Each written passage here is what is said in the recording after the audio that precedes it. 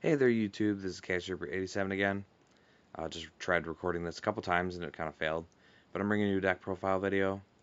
I know it's been a while since I did one of these. I've been working on stuff, and I've just been doing the silly pack videos instead and putting those up that you may have seen. But now we're back to my core with what I've been working on recently, which is Shaddoll Burning Abyss. I mean, it's a very miniature Shaddoll engine, so it's mostly just Burning Abyss, but because that's what I built first, and then I added the Shaddoll engine in. But we'll go into it now.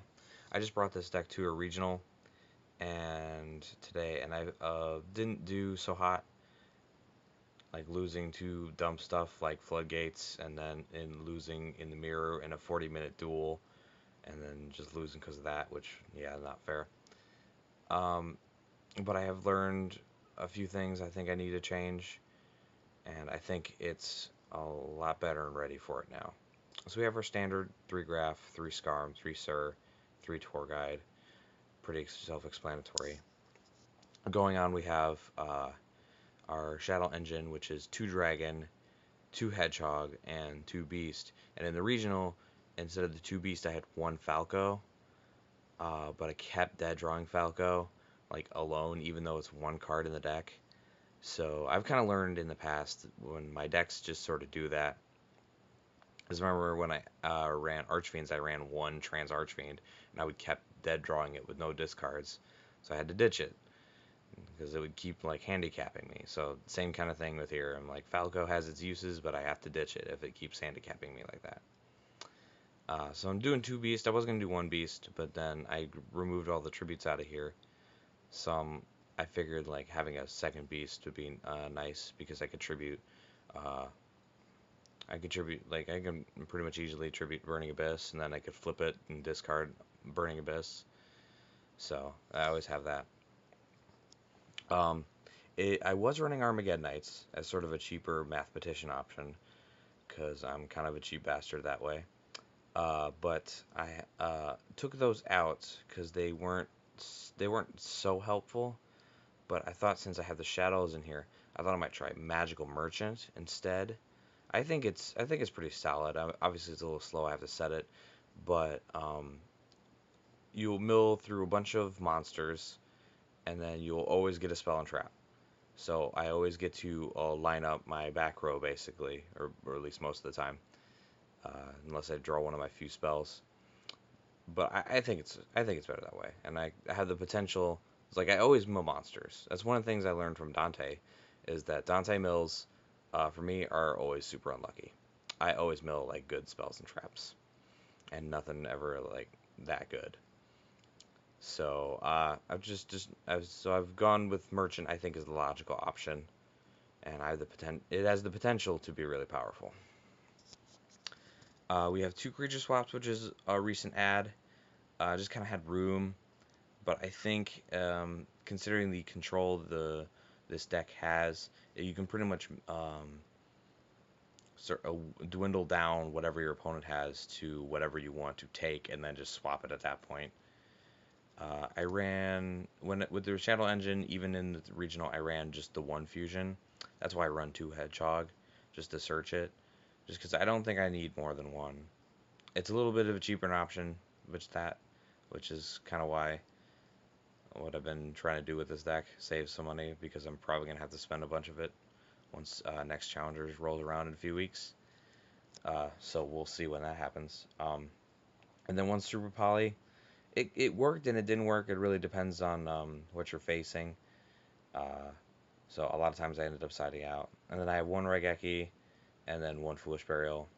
I prefer Foolish myself. I mean, I don't see why other people don't play it in this. It's really good in here.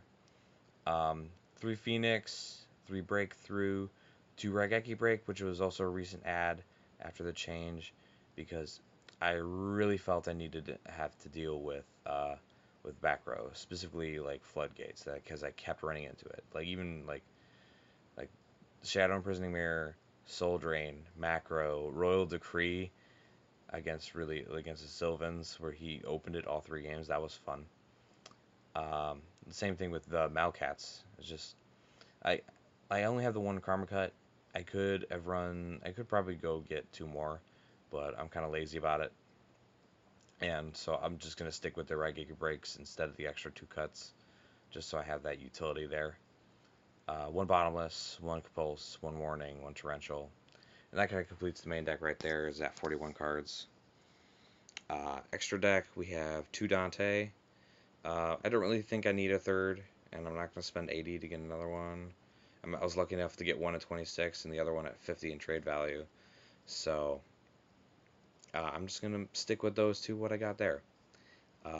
One Winda, one Construct, two Ghost Trick Alley card, one Fortune Tune, one Zen Mains, one Giga Brilliant, one Nightmare Shark, and one Mech Equipped Engineer, one Acid Golem, who is actually pretty clutch.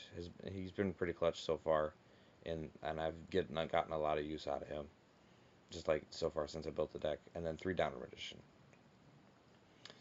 Nothing too special about the extra, and that'll probably change up along with the main when next Challenger comes out. We'll have to see we know what Virgil does, but we don't know what anything else does yet. Onto my side deck, I have three Crane, which was a suggestion from a friend of mine who was also running Burning Abyss, just sort of deal with the very influx, like the very high amount of Shadow Imprisoning Mirror out there.